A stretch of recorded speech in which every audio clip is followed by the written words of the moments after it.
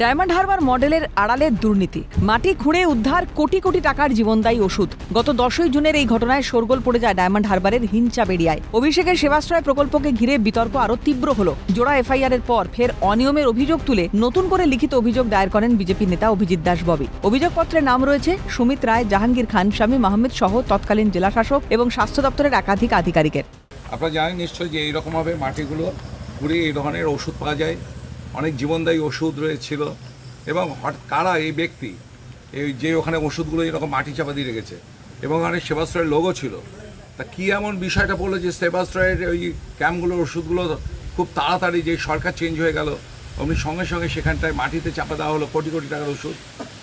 উদ্ধার হওয়া ওষুধের উৎস কি? কেনই বা হঠাৎ মাটির নিচে চাপা দেওয়া হয়েছিল এই জীবনদায়ী ওষুধ? এমন কি হলো যে ক্ষমতা বদল হতেই ওষুধের প্রয়োজনীয়তা ফুরলো? অভিজিৎ দাসের দাবি, উদ্ধার হওয়া ওষুধের অধিকাংশই মেয়াদ উত্তীর্ণ। তবে কি মেয়াদ উত্তীর্ণ ওষুধ দিয়েই চলতো সেবাশ্রয়? সংবাদ মাধ্যমের সামনে অভিজিৎ দাস জানিয়েছে, এমন কিছু ওষুধ যেটা মার্কেটে দাম রয়েছে 10 টাকা, সেটার এমআরপি রয়েছে 120 টাকা। লোকাল কোম্পানির ওষুধে এমআরপি বাড়িয়ে গরিবদের লুটে নেওয়া হতো। এর মাধ্যমে কালো টাকা সাদা করা হতো বলে অনুমান। নিরপেক্ষ তদন্তের দাবি জানিয়ে সোমবার সন্ধ্যায় পারুলিয়া কোস্টাল থানায় তিনি একটি লিখিত অভিযোগ জমা করে দেন। ওষুধগুলো যখন আমরা চেক করি সেখানে দেখা যায় যে ওষুধগুলোর মধ্যে অনেকগুলোই হচ্ছে সেবাশ্রয় ক্যাম্পের আগের এক্সপায়ারি ওষুধ, আর কিছু কিছু এক্সপায়ারি নয়। তো এক্সপায়ারি ওষুধ সেবাশ্রয় ক্যাম্পের, তার মানে এটা থেকে প্রমাণ হয় যে এক্সপায়ারি ওষুধগুলো সমস্ত ইউজ করা হতো।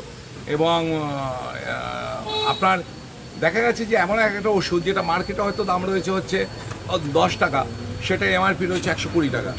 এবং সেগুলো কোম্পানিগুলো হচ্ছে সমস্ত লোকাল কোম্পানি বা প্রত্যেকের যে কোম্পানিগুলো এসছে আমার অন্তত নলেজে আসেনি এগুলো দামি কোম্পানি নয়। অর্থাৎ ওই লোকাল কোম্পানিগুলোর ওষুধে এমআরপিটা বাড়িয়ে কোটি কোটি টাকা ইচ্ছা করে লুণ্ঠন করা হতো, যে আপনার যাতে একটা লার্জ সাম অফ মানি আর কি লুট করা যায়।